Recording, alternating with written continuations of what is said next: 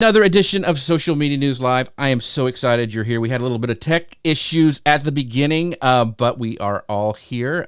This is going to be so much fun. So as we're going along today, make sure you ask your questions. We're talking about all about audio today for live video and presentations. Any questions you may have about tech or how to set stuff up or any of those things, we have an expert here today. Laura is going to be talking with us, and I'm just excited because, one, if you can tell, I have a new microphone that she just sent me that just came in yesterday, and I think it rocks. So it is the SM7DB, their brand new mic. So I was geeking out with it last night, and we're going to go live on Amazon as well as soon as the stream goes there. And we'll be, if you want to purchase this, so you can just click down there at jeffc.live, and you can go there and you can buy it, and that would help me out. But how are you guys doing today before we start the show? Awesome. Fabulous. It's Friday. It's Friday. That's true. Let's do this. All right. So I'm going to hit go on the podcast machine and we will get started. Everybody ready? Yep. Yes. All right, here we go. Hello, folks. Welcome to Social Media News Live. I'm Jeff C., and you're not. And this is the show that keeps you up to date on what's happening in the world of social media and more. Have you ever wondered about the secret ingredients to achieving top-notch audio quality in your live streams and presentations? Maybe you're curious about the expert strategies behind exceptional audio experiences. Or perhaps you're aiming to upgrade your audio skills to a professional level. If these questions resonate with you, then you are in for a treat today. Today, we're excited to welcome special guest Laura Davison from Shure, a master in the world of audio. Laura combines her musical prowess with technical know-how to enhance audio in live settings. She'll be sharing her background, offering valuable insights, and providing essential tips for audio mastery. So sit back, clear your schedule, clear your mind, and get ready for this week's episode of Social Media News Live. Laura, how are you doing today? Doing great, Jeff. Thank you for having me. This is going to be awesome. I am so excited. I've been counting down the days to have you on the show. We met at Ecamm's Creator Camp. You had some really cool stuff to say, some really cool tech stuff, and we're going to share some of that stuff out today. And also, joining me today is the amazing Katie Fox from Ecamm. Katie, how are you? I'm great. It's as Laura said, it's Friday, and I'm excited. I know. Let's go. It's like the Katie show. She was on with Ian earlier talking about stuff. It's like it's Katie all day, all the channels. You're everywhere, Katie. I am a notorious overcommitter, so here I am. I'm saying yes to all the things. No, in a good way today because it's all the fun stuff. So. Yeah, it's fun to get on live with your friends. So let me introduce you to Laura Clapp because if you don't know who she is, let me tell you, she heads up the retail marketing development team for Shure. Her passion and her knowledge of gear comes from over 20 years in the music industry, where she has been recognized for her achievements with She Rocks Award and Women of NAMM Leadership Summit Scholarship. When she isn't talking about music equipment, she is using it as a professional singer, songwriter, and podcaster. And you can learn more at lauraclapp.com and check out her podcast, Song 43, wherever you consume podcasts. Laura, once again, thanks for being on the show. And by the way, your podcast is amazing. And your Spotify channel, I went and listened to some of your music. It is really, really good. I had no idea. Thanks for checking it out. I appreciate it. It was really good, yeah. And I mean, your podcast, I loved it because I went back and listened to some of the haunting stuff that was happening at Creator Camp. During Creator Camp. Yeah, Camp. so that was very interesting. So we've got some of our friends in the comments today. We've got Neil saying, "Sounds good, Jeff." Thank you. Yeah, I love my new microphone. So that's very, very cool.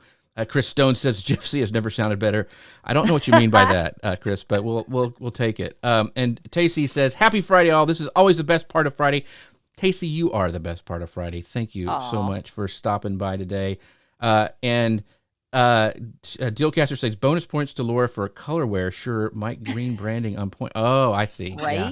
Well, we go full screen, yeah. So, and Katie's even got. Let me pull up you full screen, Katie. You even got a nice M7 color, MB7 color. Yeah, look at that. It was so hard to choose. It took a very long time. It's very cool. So we're going to be, and we have more people just popping in who are our family here. Tech Troublemaker says, "Thanks, Laura, for the great tips at camp. I've been working to improve my audio. Shure MB7 here." So I've got mine too. I've got mine set up and ready to go if we want to test it later. But this is the white special edition. I the like white this. one. White. Yes. Amazon exclusive. Yes. Nice, Jeff. I don't even think you can Love get it anymore. I don't think they're even Mhm. available. So I feel No. special. So, That's great. and then we have, of course, our amazing Mr. Paul Duncan here in the house as The well. moderator in the house. And Anna, I think she had some hauntings that happened as well that I heard from the grapevine. So I'll have to get the whole scoop on all this stuff. But anyway, let's get on with the show because we have some great. I have some great questions. I want you guys to ask your questions of Laura in here, but let's talk about, Laura, kind of like your background, because I want to talk about, how you kind of your journey in the music industry and how that kind of, went to audio equipment and your expertise in that. Yeah. So I went to Berklee College of Music for school. And when I graduated, I moved to Nashville, where I lived for about 7 years. And I was working as a singer-songwriter. I was also working, waiting tables and just trying to survive. And I started co-hosting this wonderful showcase called Chick Singer Night, which is the longest running showcase for women in the country. It's all over the country in different cities. And it's basically like a free showcase for you to play with a professional band in front of an audience, what you normally wouldn't be able to do. Like if you're living in Nashville, it's hard to do that. Anyway, I was doing that. And the founder of that organization, Lori Meyer, her husband was the CEO of a company called TC Helicon and TC Electronic at the time. They wanted to have a female demonstrator at the NAMM show, which if you're not familiar, NAMM happens usually every January. It's getting back on that cycle now, finally, post-pandemic, out in Anaheim. And it's the largest gathering of music equipment manufacturers in the world, basically. Like 100,000 people show up and we show off our new gear. We have booths and it's just like a big family reunion, kind of like Ecamm Fam times, a lot. And so I started demonstrating there. And I had about 2 weeks to learn this really wildly complicated piece of gear called the Voice Live, which would let you plug a microphone in and start singing, and 4 voices of harmony would come out. And it was the coolest thing I'd ever heard. And I was like, this is like, I love this. I love this gear. And I loved demonstrating because I would be on a booth demonstrating 20 minutes on, 20 minutes off for 4 days, which was exhausting and exhilarating and incredible. And it turned out I was pretty good at demonstrating gear and getting across these wildly complicated tech gear pieces to anybody. Mm-hmm. So I started doing that and then kind of worked my way up the chain in terms of getting into the marketing side. Worked for them for about 10 years, worked for a marketing agency for 2 years, and I've been with Shure for 6 years this month. So I do market development for them, which is essentially going out into the field, training people about our incredible products like this MV7, and just helping people find ways to make their creative lives and journeys easier, like hanging out at Creator Camp. That was one of the things I got to do as part of my job. So that's kind of me in a nutshell. And I'm a singer-songwriter and a mom of 2, Okay, yeah. You got a little bit on your plate. A little bit, yeah. That's it. So, Katie, you jump in here because we didn't get to talk much before the show because we were having tech stuff. So you just because I will hog all the time. So you have to back off, Jeff. Yes, Laura's exactly. my friend. Yeah, Connor knows that I do it. So Wow. I know I'm just gonna sit here quietly. Go ahead. Well, I'm gonna steal all of Jeff's awesome questions that he planned in advance, but I actually really want to know this one as well. But Laura, how do your experiences as a performer help you understand audio needs for your live stream and presentations? Oh, that's a fun one. Being a performer and being a presenter are actually very similar things. But the tech side of it is something that I think as vocalists, we get to be lazy about. And it's something that I'm desperately trying to change. And I'm super passionate about because most of the time, if you show up to a venue or a gig or what have you, and you're going to perform, you step up to the microphone, whatever's there, you do your sound check and you go. Whereas if you were the guitarist on said gig or the drummer, you would bring all of your own equipment that you know and have tested and tried at home and love and know makes you sound great, is easy to play, and removes any barriers. We don't have that luxury as singers. We just kind of show up and use whatever. So I started getting passionate about gear in 2006 when I started demonstrating. And then that really has led to more of an awareness of how to choose gear based on just listening. Like I'm monitoring right now, which I cannot say how important it is to do, to hear yourself talking, to know if I'm too far off the mic that I need to get closer, things like that. So I don't know if that answers the question, but it's basically, as a performer, I'm comfortable with microphone technique, and then that kind of led the segue into learning about the gear and how it actually all works, if that answers it. Yeah, I want to jump back into that in the next section, but I wanted to talk one more thing. I'm going to jump down kind of to the end of this section, because you mentioned before that you're a professional singer-songwriter. You also work full-time for sure, and you're also a mom of two. And I know a lot of us, especially the creatives, how do you balance those two roles? Like, you've got your professional hat on for your for your artist stuff, and you've got a I love to play the piano and do other stuff, and I love that too. But it's like, okay, how do I fit that in? Like, if I do this, then how am I going to create a course? Or and I think all of us and all of our audience watching has that struggle. So I'm really interested in how you balance those two things: your job at Shure and your professional singing. Well, I don't, Jeff. I don't do it very well at all.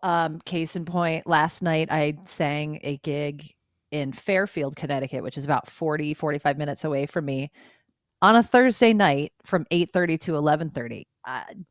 2 out of 5 stars, do not recommend. Like, I'm dragging today, but I have to feed that creative side of myself, or I get very cranky.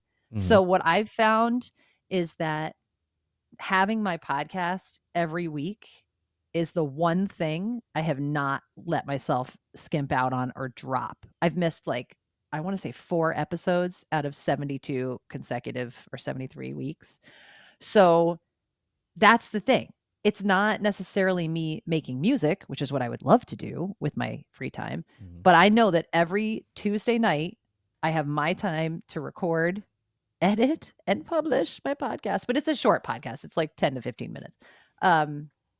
That's the one thing I hold on to when I'm getting really kind of like, I need to create more. I know that I have that to go to, because I could lie and say, oh, well, I schedule out my time so I have me time to create. No, that does not happen, because you do that and inevitably you're taking your kid to the ER like we got to do last night, which was good times. No. She's fine. Yeah. So, and I think what you just said about the consistency is super important, because you did it when you were traveling at the Creator Camp, because I heard that episode, and you were sitting there recording in a haunted hotel. I mean, come on. Yes. That is commitment. So anyway. Well, you've set yourself up for success with that too, which I think is also really important. Like, you've made your podcast, the format of it, work for you, understanding that you are constantly on the go, and you're doing things with work and family, and you have gigs on different nights. So I think that's really important for everyone to hear as well, that it's not like everyone listening who's used to eCam shows, which are like always an hour and a half, like 3 hours long.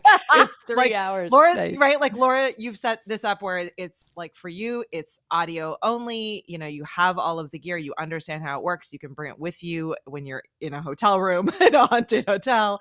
So I think that's a huge win, is that upfront planning, which probably doesn't feel like a lot, but it makes a huge difference in being able to actually do it consistently. Yeah, it does. And I just made the shift to incorporate video into my podcast after going to Creator Camp. I mean, I've done it before. I think I have like 4 episodes on video, which I have 2 YouTube channels. I don't know how I did that to myself. So if anybody knows how to merge them magically, please, we'll talk later. Anyway, so I started just sucking it up and using Descript, because Descript is flipping incredible. Okay. Magic. But I think that it'll be challenging when I am doing the things like when I'm in my hotel room in my PJs recording it. I don't know that anybody needs to see that, but I recorded it in my car, in the parking lot of Taekwondo. That was last week's episode. You got to put it out. Yeah. You got to put it out. And that one, I used this little guy right here, the MD88 Plus. See, I got it right here ready to show too. We're going to talk about it. It is just It's so awesome. And this is the I don't have my little tripod with it, but it has like a phone clamp here and a little Manfrotto Pixie tripod, Yeah, which I got it looks right. like Like I right have here. it Look, here. it's right here. I'm Oh lying. no, you guys, mine's not here. It's in the We could have office. all three Wah, done it. Yeah. wah. Yeah, so like if I don't have this one with me, then I have this one, the MV7, Yeah. because it's just it folds up really nice like Yeah. this. Like it Mhm. folds up. Just So throw it it in your just bag. goes.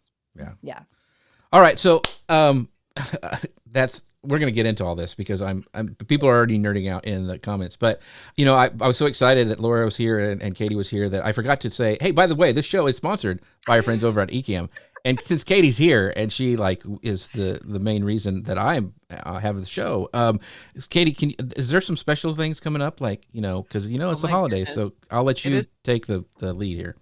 It's absolutely the holiday season. So if you are sitting here and you're like, wait a second, I have never heard of this Ecamm thing. Ecamm helps you record your podcast, just like Jeff is doing right now.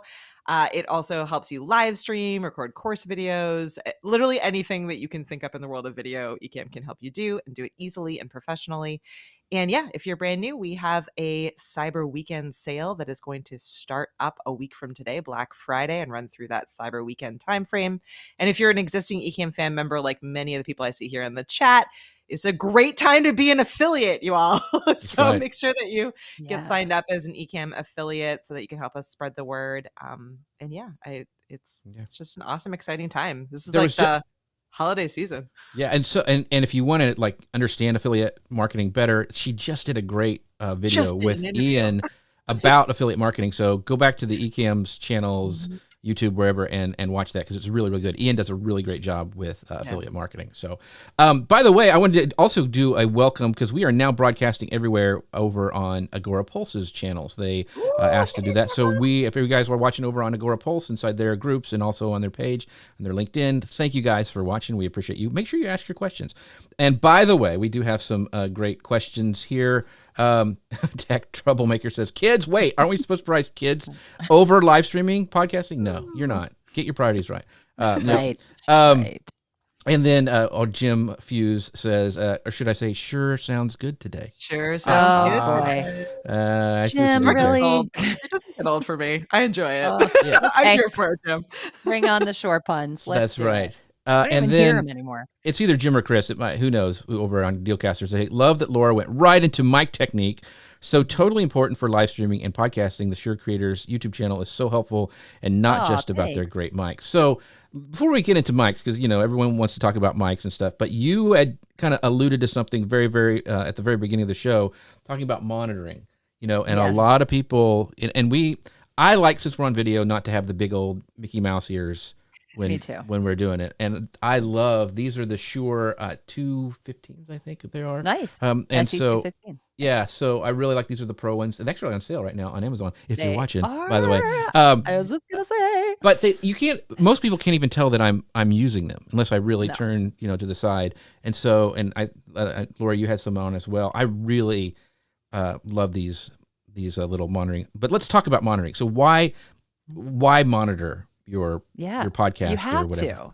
You have to monitor whether you're performing or whether you're podcasting or you're live streaming, because like I alluded to, microphones, I said this in my presentation, they're very cute and beautiful, but they're dumb. Like they don't reach out and grab your sound. So, you want to work with your mic, and you're not going to know if you're having plosives, which is that sound, which I can't even get mine to do. Love you, MB7. But it's when you have a pop of air that pops the diaphragm, and it has that uncomfortable popping sound. Mm-hmm.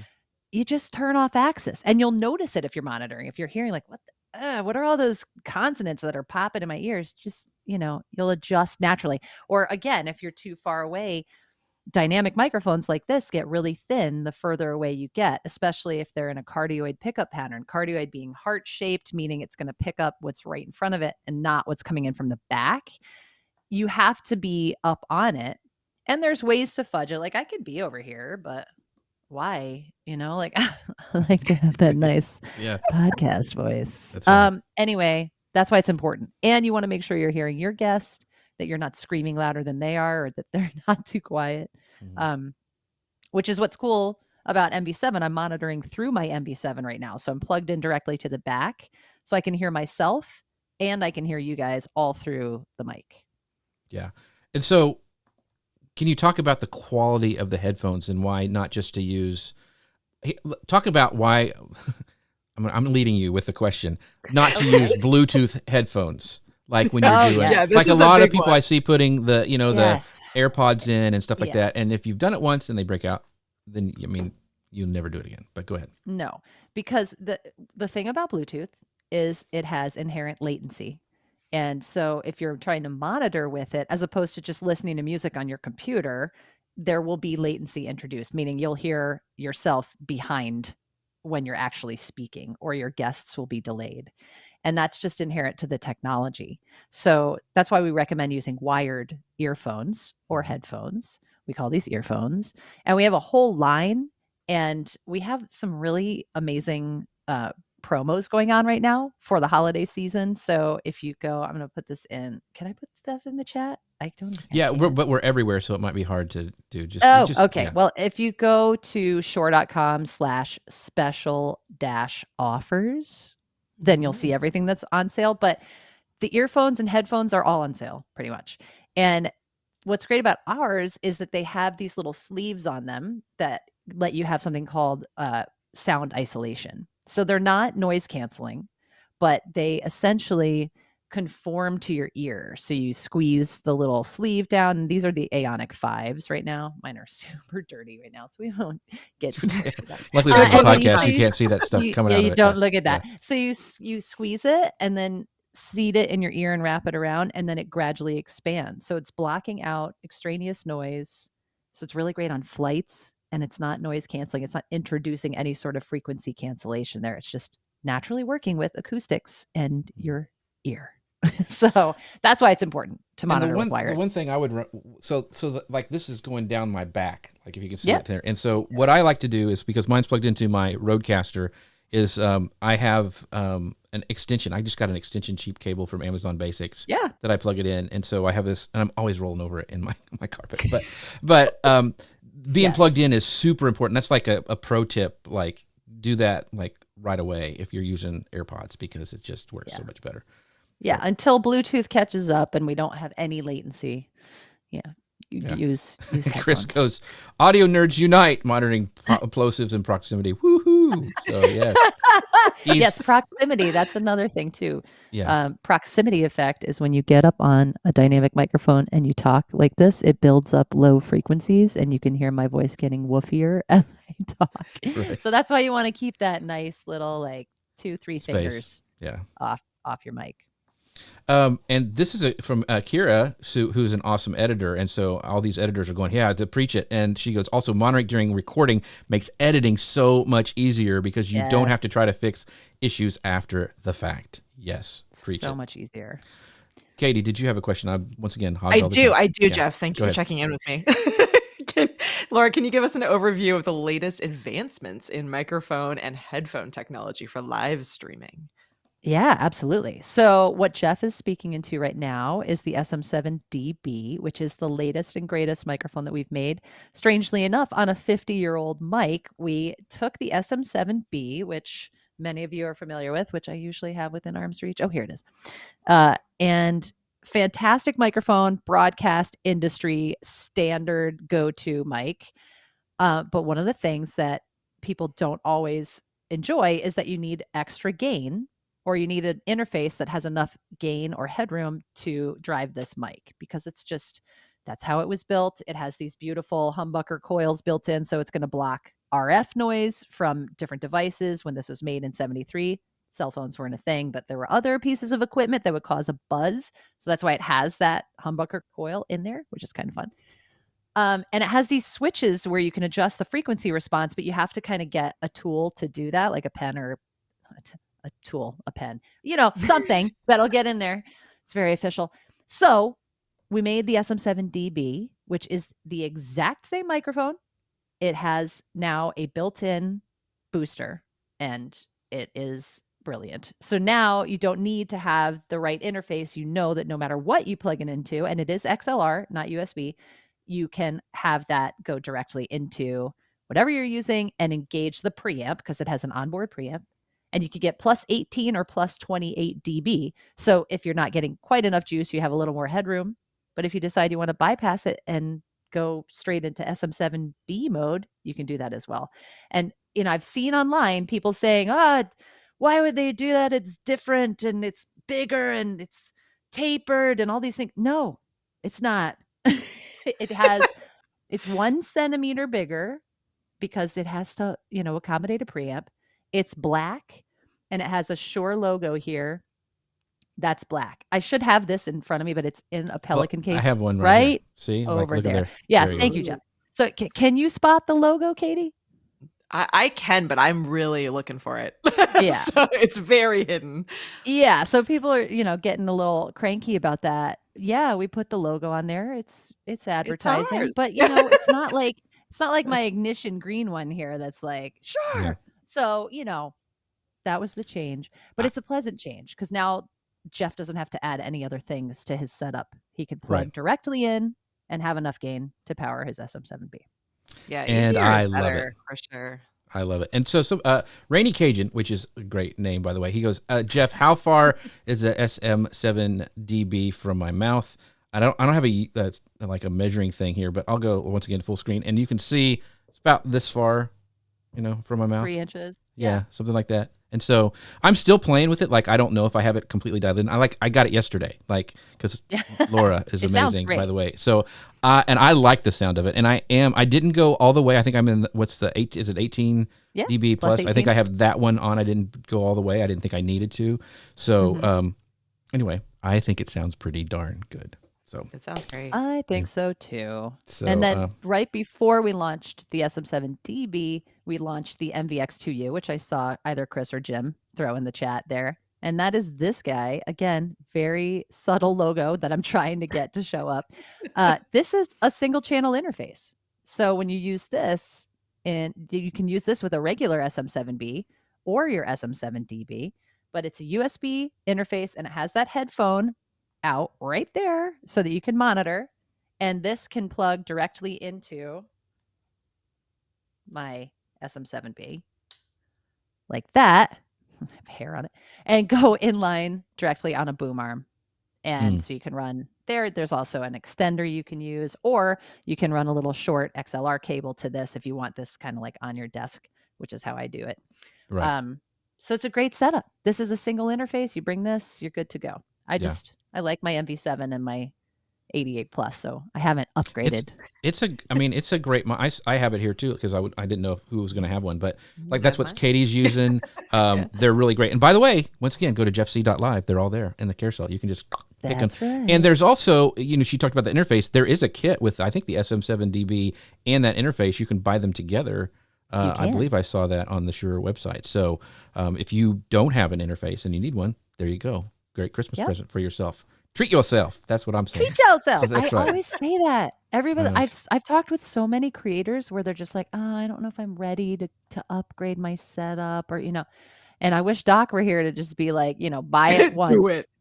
Exactly. Because number one, it's not that expensive in the grand scheme of things. Right. I'm not saying that a $500 mic is inexpensive, but what I'm saying is, in the grand scheme of things, if you're ready to do this, or if you've been doing it for a minute, make the jump, or even go for an MV7. It's $249. It plugs in USB and XLR, so you have options for it to grow with you, and you're worth it. Otherwise, you're going to struggle with the tech. You're going to fight with the tech. You're going to be like, why don't I sound as good as insert favorite podcaster there? Just go for it. Just invest in it. That's how I always justify it. I'm like, what is this equivalent to? This gear equivalent to in meals? Because I really like to go out to eat. And so I'm like, is this like 2 steak dinners or or McDonald's? Yeah. So how many don't buy McDonald's? McDonald's. Oh yeah, you'll be sick. The Dealcasters are saying, we usually tell people for distance between the mouth and mic is about the length of your fist and speak across it, not into the front of it. Totally nerding out right now. I know you guys over at Dealcasters are. I wanted to ask this, and you guys let me know in the comments, or if you're watching the replay, go ahead and leave them in as well. and this is what I believe. I think you should, if you're on the upgrade path, you've been doing this for a while, you got some consistency, you know that you want to be a podcaster or a live streamer, the first thing you should upgrade is your audio. True or false? Yes. What would you say? Katie, I'll start with True. you. Oh my goodness. Yes. I mean, I would say that not even just for upgrading. That should be your like, I want to start a podcast, start a live stream, get into video, be better with creating, short videos. Audio first. Like you can do a lot with decent lighting to make older cameras or your phone work for the video picture quality, but bad audio that's forever in a real bad way. That's right. So Right. I know you're a little biased, Laura, but what are your thoughts on this? Yeah, I mean, absolutely. There have been studies that show it again and again. Like people are going to bounce if the audio is subpar. And so things to take into consideration when we're talking about good audio, not even let's say you have a mic that you already own and you're not quite happy with the sound. You can still do things to make it sound better. Number one, you can get closer to the mic. The closer you get, the less of the room that's going to get into it, because again, they're beautiful, dumb creatures that only reach out and hear what's right in front of them. So by eliminating other things coming into the mic, you make it that much better. And then you can also treat your space by adding absorptive materials. So I don't even have to, though. In this space, I'm in this is painted drywall, angular walls. That's a window over there. I have a nice sound dampening shade and light dampening, but I have hardwood floors and there's a giant window right over there. And all I'm doing is talking into my MV7. But if you have a particularly bouncy live room that you're hearing a lot of echo when you clap your hands, get close to the mic, use absorptive materials like area rugs, pillows, canvas. You can make your own canvases like we talked about at Creator Camp. Oh, yeah. And just treat the space. So and Chris says this is great. Bad audio is forever. He's stealing that. That's Katie. It's all yours. Bad Chris. audio All is yours. forever. Yeah. I think I've always heard that people will forgive bad video, but they won't forgive bad audio. Is what I've always heard. If you can't hear someone, you're not. Or a you're windy. not gonna stay. Yeah. Right. Totally agree. So I want to do this because I know people are like, okay, $500 mic, or should I do how for beginners? What are the key features they need to look for when choosing audio equipment for live streaming and presentations, like we've been talking about? Dynamic microphone, unless you're in a perfectly treated space. So dynamic, not condenser. Good set of headphones. And if you're just starting, go with a USB mic, because then you don't have any additional gear. That's why I love the MV7 though, because it's USB or XLR, or you can use them at the same time, which is kind of cool. And so that way you can grow. If you decide to get an interface and you want XLR capabilities, you already have it built in. But that's really it. A dynamic microphone that's going to pick you up, block out more of the room, and a set of headphones and a computer that's required. Yeah. Well, I guess you could do it on a phone, but The old tape machine. the old tape machine, yes. I still have some good tapes of me, like when I was a kid, like pretending I was. Oh, podcaster. 100%. Oh yeah, Yes. totally. Yeah, making your own radio station. That was my big thing as a kid. Yep. Yeah. I wanted to be Christian Slater so badly. Oh. Yes. Yeah, you and I. Talk hard. I mean, like, pump up the volume is Pump it's up our- the volume. It's our movie, Katie. It is 100%. All right, Yeah. Katie, you're up next. What's your question? Oh my goodness, I'm having too much fun that I'm not looking at the questions. Well, Okay, well, one if you're, second. while you're looking for that, I want to talk a little quick about this. You mentioned dynamic microphone, right? Okay, but here's the thing: this is a That is a condenser microphone. You're right. So why is this one so good? This is like my travel mic. Like when I go somewhere and like I have to do my show in a hotel room, I can plug this right into my computer and use this Yes. one, and it's fabulous. So how It is. come this one is so good? Well, and it's a because- condenser microphone. Because you can dial it in, more than you can with a normal condenser. Like first of all, it's a small diaphragm condenser, Right. not a large diaphragm condenser. And that makes it a little bit less, oh my gosh, words, what are they? A little bit less surface area to contend with. Right. And the thing that we haven't really touched on yet with the MV88 Plus, which I'm riding the struggle bus to put it together whilst talking to all of you, is that you power it with your phone and you control it with your phone, and you can change the polar pattern with the app. So that's why it's so great in terms of being able to control it and use it and have it not be as prone to noise, is because I can go in here. Okay, it's loading. I can go in here and I can select how I Yeah. want the microphone to pick up. So Yeah. A putting it pattern. in cardioid mode, that lets me actually dial it in and be much more directional, as opposed to stereo mode, which would activate both of the capsules, because this is a stereo condenser mic. It's one of only 2 in the Shure product line, which I think is fascinating. So you could see that I have my left and my right capsules there. And when that's cool, though, is when you're out in the field and you put it into this one, the figure 8 or mono bidirectional, because then you just set it up on the table and put it in between you and your interview subject, and it's going to capture you beautifully equally without having to do this back and forth, man on the street kind of action. So that's why, because you can disable some of the capsules and put it into monocardioid mode, you have a more focused sound. Yeah. So that somebody asked, is that your travel mic? Yeah, that's my travel mic, because of the reasons. Like you're at a conference or something, it's so versatile. Like she said, you can put it in and do interviews. You can go out and just capture audio in the in the room. You can like interview people while you ask questions. You just want to pick up them. You can turn it back towards you and have like vlogging mode. I mean, this thing is for portability and travel. This is my go-to, and I think it is stinking amazing because of all that stuff that you can do with it. Sorry, it turned into. I didn't mean it to be. Anyway, that's my travel mic. And so Paul is saying I need to bite the bullet and get the MV88. Do it, Paul. Yeah, definitely. Paul, yes. And Kira says, "Love me some portable tiny tech." Yes, it is.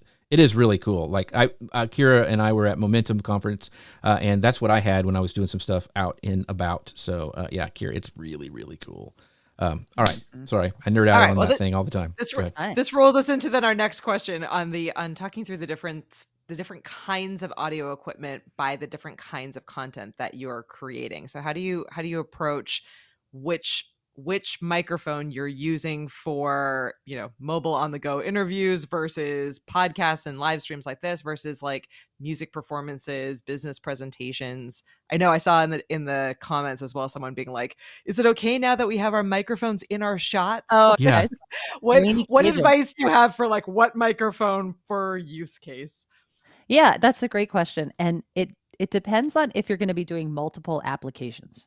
For example, I am on Teams calls all day, for sure. All day. And then I'm podcasting, and then I'm recording, so that's why I like something like the MV7, because it's super versatile for all 3 of those applications.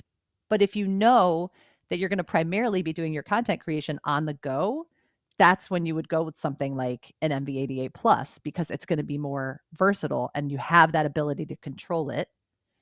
And if you know you're going to be stationary and in like the same spot every time, you want to make the investment, go with the SM7B, because I mean, it's the best. It's just not the most portable of our microphones, so that's kind of considerations there. Mm-hmm. If you are doing things with a digital SLR setup or maybe a Sony camera like what I have here, then you could go with a shotgun mic. But that's still not going to reach out and grab your sound. That gives you a focused sound powered and going into your camera. So that's the kind of advantage there. It's a lens hopper that we make as the VP83F. It's on the camera, it's in the form factor, and it works with your workflow. But that's if you're going to be doing tripod-based shooting and you're only going to be about this far away, which is like 2 feet away. You don't really want to make it extend, because shotgun mics are not magnifying glasses. Right. I always say that to people. Doc would be preaching it too. He has strong feelings. So this is on that topic that Katie brought up. This is from Rainy Cajun says, "Are we in agreement that having a mic in the frame is finally acceptable?" I've been doing it for almost 20 years. Like I've always had a mic in my shot. I've never had anybody said, "Why do you have a mic in your shot?" Nobody's ever asked that to me. So I use this on PTO Zoom calls, Like I am not afraid. Yeah. Okay, get it in the shot. Yeah. I think that comes from, and I could be wrong, but I think a lot of that comes from the kind of Zoom keynote PowerPoint presentation folks who are trying to look more quote unquote professional and not as kind of podcastery as a lot like as this tends to look. So I think it is interesting. I feel like it's becoming more and more accessible even for that group, that people are like, oh, this person, is showing up and looking more professional. Whereas maybe even, a year or two ago, it was like probably looked a little bit weird if someone was showing up to do a presentation and they were this close to the microphone or talking into a microphone. Right. Good point. Yeah. I think I've never had somebody like, what is that on your face? Nobody's ever said that. Yeah. It's I like, think why it's is like that an your internal face? thought. I don't think anyone is like sitting there going like, oh, well, Jeff is clearly not presenting properly because he's got a microphone in front. I think it's like an internal game that we play with ourselves. Yeah. I think so too. I mean, I get it with the YouTubers used to have those mics that were off shot, off screen and shooting in and like, but you just get so much better sound. And if, once again, I'm on the repurposing train all the time, like you've got to repurpose your content. And having great audio lets you have so much more options that you can use it with. Like, anyway, so I'll stop there. But so this is a great question from Neil. If I'm laughing at Eden's comments. Sorry, we'll get to you, Eden. Yes. If you don't want to have a mic in the shot, what mic would you recommend? Yeah, Neil, I saw your question too, and that is a great one. You've got to go with a lavalier. I mean, honestly, microphones you can't have a magical mic that reaches out and grabs your sound. It will not work. It's going to pick up the space. They are not selective in their hearing. So if you don't want it in your shot, getting something like a lavalier, which I normally have one tangled up in everything. And I only have a head worn right here.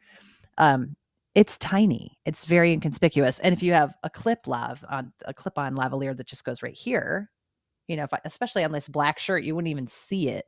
So that's the answer. You got to use a lav. I mean, you could get creative and have a shotgun mic that's out of shot, because they do use that for dialogue recording in film and TV. But why do that to yourself when you could just have a little tiny lavalier that you're wearing? That's also like really heavily.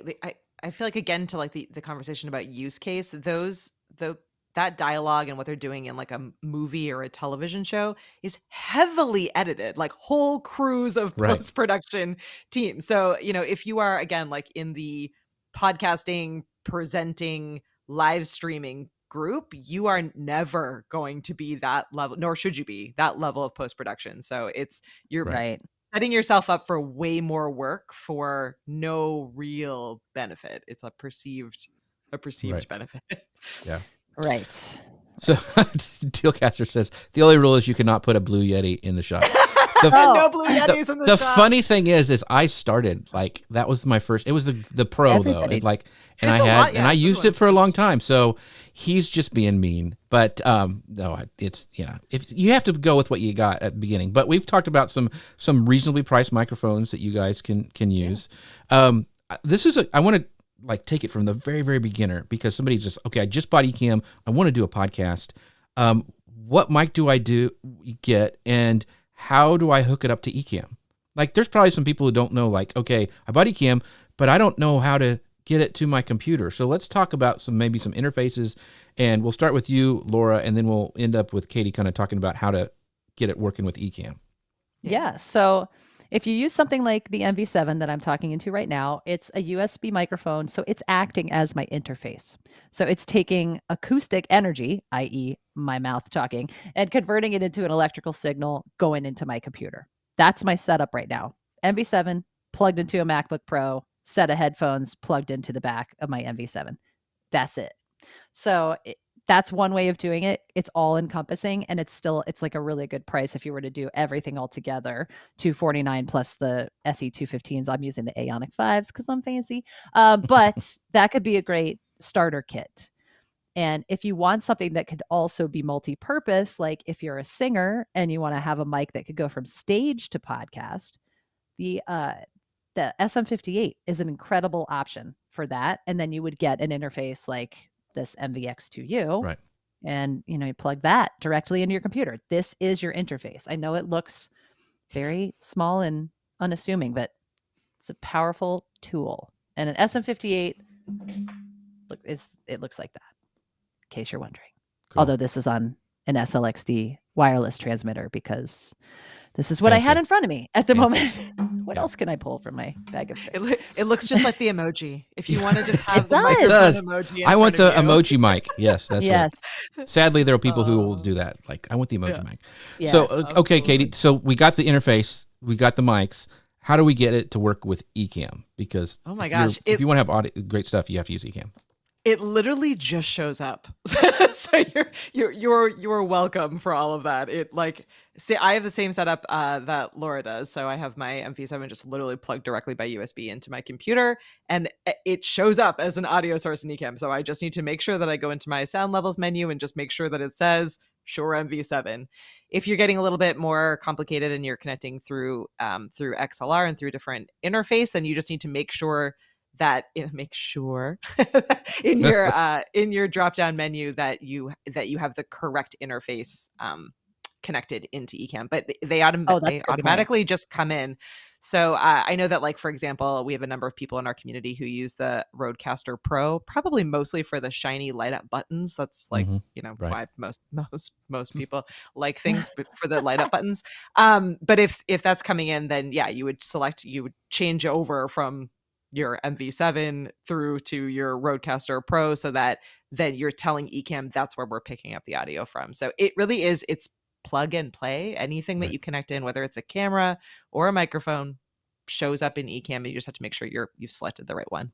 And that's actually what I am using for this show, and I've been using it for years. And I have the original Rodecaster Pro, and I'm just taking on my flow of my show, I have like one of the steps is to change over to, Rodecaster Pro on both the audio and the video, because I actually monitor out from my Rodecaster Pro as well. And So- if you're monitoring, like, you will notice immediately. Like, it's become a nonstop joke on our podcast that I do with my best friend, because she's got like, still, I need to upgrade her microphone. She's got like the one of the tiny Shure microphones that I like used to adore because they were so cute. Oh, the MV5. Yeah, so she still has that one. Awesome. We need to move up to a fun designed one. But the second that she joins in, she's not paying as much attention, and so it's picking up the audio from her headphones, like the little microphone in Oh. her headphones, and I'm like, oh no, bad, this is bad. We need to change Yes. over. So it's immediately noticeable when you have the wrong connection selected when you're using a good quality microphone. So Yes. oh my gosh, this has passed so fast, and everyone's nerding out. And so you have this is the final call for questions. So ask your questions. But I have one before we kind of go into the last question. So I want to know, and this is from Shannon. Shannon Hernandez, who helps me produce Guy Kawasaki's podcast, and he goes, ask her, like, how much did Joe Rogan using your SM7B change like the landscape for Shure? Did everybody I want Joe Rogan's mic now? Is that how it kind of works? I mean, honestly, it's been kind of a perfect storm of people noticing that mic, but also the pandemic. Everyone turned inwards and got stuck in their house and started creating content and podcasting. And then they were Googling, podcasting mics. And that one happened to be the most visible, because some people said, well, why didn't Shure come out with the SM7DB 10 years ago? Because there was no demand for the SM7DB, because it was still being used in studios and broadcast houses that had powerful enough interfaces to drive it. So when people are like, well, no, you missed it, Shure. It's like, well, we're always innovating and making new things. And this was when the demand came. So did he help? I mean, I think probably, but it just kind of was a combination of things. Also with MV7 coming out in 2020, that brought more visibility to this style of microphone based on the boom arm. And then people were like, well, what's the best? And finding out that SM7B was. And so, yeah, I don't know if that answered it. Yeah. It was just an interesting thing that he wanted me to ask, and he helps me, so I have to keep him happy. So Tacey says, is a lavalier Shure as well? Because I know she's probably looking for a lavalier to use. What would you recommend from Shure for that? Yeah, so we have several lavalier options on Shure.com or Amazon. But if you go to Shure.com, you can kind of go through this thing where you choose what you want the microphone to do. It's like our mic finder, and it'll say, I want a microphone to capture my voice in my house for a podcast, and it'll spit out some really good options for you. But in terms of lavaliers, we have a few different lines. One of them is called Uniplex, which is really great for podcasting because it's a unidirectional mic. Traditionally, lavaliers are what's called omnidirectional, omni meaning all. So they pick up and hear like the human ear does. They hear everything. Whereas a unidirectional mic is more like this, where it's directionally focused on one source in one direction. So Uniplex is great. Duraplex, if you're going to be out in the field, Duraplex means durable. It's impervious to dust, dirt, water. It's IPX rated. That's a fancy term for just saying you can beat the snot out of it and things won't get into it that you don't want. So that's really good for that. And then the creme de la creme, the Twinplex. And all of these plexes on there is in reference to the cable, which is super durable. And it's made from like medical grade cable that would go inside of your body. So it can't break. So if you have an accident, you can suture your friend with your mic. Right. Let's not say that on recording. Okay. No. I'm not saying it won't break ever, but it is much, much more durable. So all of those lavaliers I mentioned have that Plex technology built in. So depends on your budget, depends on your needs, but I would say Uniplex is a great place to start. Very cool. Yeah, because Tacey said that she needed one for presenting and speaking events. So great. Yeah, so it's you go in there and do that finder, and it will help you, Tacey, because I know they have those. Yeah, that's what I was going to. Yeah, this is cool. The head worn. I know this looks kind of silly, but like it's so great. When I do perform my loop, and I've loved using this mic. It's kind of different because then I don't have to be anchored to a mic. I can be going wherever I want and look down at the looper and look back up. So for performance, for speaking, for theater, it's a great option. Good mic. Awesome. So I'll let Katie. I'll let you have the final question because I have. All right. Well, this one might be a big one, but I feel like we can't finish off this episode without having Laura answer one of the most common question we get from people who are getting into audio on the Ecamm side is, how do I avoid or deal with echo, slapback, weird noises, and audio issues that come up as I'm getting into my show or recording my podcast? That's a good one. And I think we can actually, because Katie, I'm hearing a little bit of echo and slapback from your mic. I don't know if you're hearing it on my end, but we could do this in real life right now. So all right, let's do it. Can you put us in split screen? Oh, there we go. Okay. So I want you to tilt your microphone a little bit more off axis, just a bit. Like up or down? Side, like this. Oh, okay. Yep. All right. Yeah. And I want you to get a little bit closer to it. All right, hang on. I'm in like the weirdest setup today. You are. So you want to be as close as you can. There you go. Hello. So now, do you hear how she has lost all of the echo in her space? So keep talking. Hello. I'm talking into my fancy, awesome new mic. I'm really into it for the color. Now go back to where you were and do the same thing. Well, move my mic. Hello. Test. So you can hear there's more space in her room, but as the closer she got to the mic while still staying off axis, got rid of the plosives and got rid of the room space. I mean, her room sounds great, so it's fine. But if anyone's like, what is that noise? Or what is that sound I'm hearing? Try getting closer to your mic. Try adding absorptive materials and make sure you're using a dynamic mic. Those are the three things. I have my towel, my old ugly brown towel on my desk. I'm trying to be better in taking feedback, but I'm also like at home on my craft table, and I've tried like moving my backgrounds around. So I'm the mushroom wallpaper is rocking my world right now. I just have to say. I know, except that I am having so see if you're like, oh goodness, I hate my background, or I've been playing with cameras and like common issues Ecamm people have been having. So I'm sacrificing myself a little bit. Like I didn't think, and I have this up in front of me, which is driving me crazy. Nice. And I'm using my built-in camera because I was playing with my phone camera and that like failed me, and it was like causing a mic delay or something was weird happening. And then I was playing with like this other camera. So yeah, I'm thank you. I'm doing well on the audio side of it, but not so well on the video side. I'm playing around. See, like I bump my thing and it shakes. I'm owning it today. Chris goes, live mic technique. Yes, he loves all this stuff. He is a super nerd He is the He is. resident super audio nerd here at Social Media Live. We But once love again, this. this has been this. We need to do part 2 because we could go on and talk a lot more about this. I think mic technique is super important and all the things that you've given us. But I want to let people know where they can find all about you, your music, which is fabulous over on Spot. It really is. I was like, I didn't know that. She didn't tell me that when I met her. So very, very good. So tell people where they can find you, your music, all the stuff that is all about you. So you can find me at Laura Clapp Music. That's CLAPP, which you see right there, or lauraclapp.com if you want to get into the music side. And Song 43 is my podcast. It's on all of the platforms, and I talk about how this creator creates while being a mom, working full time, and doing all the things. So if you've ever wanted to know how songs come together while trying to do 4,000 things at once, you should listen to Song 43. Yes, very, very cool.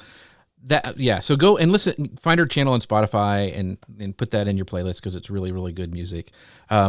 Katie, where can people find out more about you and your podcast? You mentioned your podcast a couple times. Tell people about that, where they can find you and all the stuff that is Katie Fox. My goodness, I always feel guilty promoting my personal. No, do it. No, dude. But Nope. so I am available, and you can find me through all things Ecamm. That's ECAMM. I touch all of those things, so I'm easy to find on the Ecamm side. If you like movies, especially ones that are from the 80s and 90s, then you can check us out at thevhsclubpod.com. We record live every Thursday at 9 p.m. Eastern on YouTube, and you can find our show on all places where podcasts happen. Awesome. And by the way, I gotta interject, Jeff, real quick. Okay. Shure.com is where you find all the information about these products that we've been talking about. YouTube, sign up and subscribe to the Shure Creators channel, which was thrown in the chat a few times. Thank you, Chris and Jim, to learn about how you do that with different products and different questions that you may have. And check out those promotions that are running through the end of December. Yes. Awesome. Yes, awesome products. Awesome company. But Kira says, this has been so helpful. I learned so much, and Amazon wish list is now longer. Yes. Yes. I feel your pain, Kira. By the way, I wanted to do a shout out to, Ecamm. Once again, they're amazing for sponsoring this show. You can find out more about them at socialmedianewslive.com/Ecamm. But we are doing a meetup right before podcast at the Disney parks. I think we're going to do it at Hollywood Studios. I'm going to be there with my friend Paul Gowder, who's been on the show before, but Ecamm is going to be there with us. So it's the day before PodFest. I believe it's that Wednesday, I think the 24th. But it's free. Come hang out with us. We're going to be riding the rides. We're going to be eating all the food. We're going to be talking about podcasting and all the other stuff. But it's free to come and just hang out with us. Go to jeffc.com/podfest meetup. Katie's going to be there, and she's never been on there. She's never ridden Ride of the Resistance, so it's going to be awesome. I am really fun on rides, you guys. So you need to. So I can just. I have no. I can totally imagine. Ever. Yes. Best ride ever. And Tower of Terror, all the stuff, all the new things. It's going to be fun. So come join us. If you're going to PodFest, come a day earlier and join us there because I'm telling you, it is going to be a blast. So jeffc.com/podfest meetup. And with that, folks, thank you guys so much for joining us. We will see you guys next time. And with that, see you guys later. Bye now. Bye. Bye, everyone.